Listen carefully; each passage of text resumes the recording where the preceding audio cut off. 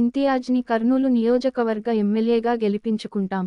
ఈ సందర్భంగా మంగళవారం స్థానిక కార్యాలయంలో కర్నూలు కార్పొరేటర్లు సమావేశం ఏర్పాటు చేశారు. కర్నూలు కార్పొరేటర్లు మాట్లాడుతూ రానున్న సార్వత్రిక ఎన్నికలలో అందరూ ఒకే తాటిపై నిలబడి కర్నూలు నగర నియోజకవర్గం ఎమ్మెల్యే అభ్యర్థి ఎండి ఇంతియాజ్కి ఓటు వేసి ప్రజలతో ఓటు వేయించి ఘన విజయం చేకూర్చేందుకు తామంతా కలిసికట్టుగా పనిచేస్తున్నామని, జగనన్నను ముఖ్యమంత్రిని చేసుకునేందుకు తమ వంతు కృషిని చేస్తామని పత్రికా సమావేశం ఏర్పాటు చేసి కార్పొరేటర్లు తెలియజేశారు. ప్రతి ఒక్కరు కూడా చెప్పడం జరుగుతూ ఉంది. నాతో పాటు ప్రతి ఒక్కరు కూడా నాకు పూర్తిగా మనస్ఫూర్తిగా వారి యొక్క సపోర్ట్ ఇస్తున్నారు. వాళ్ళు ముందుండి మేము మిమ్మల్ని భారీ మెజార్టీతో గెలిపించుకుంటామని చెప్పేసి ప్రతి ఒక్కరు కూడా చెప్పడం జరుగుతూ ఉంది.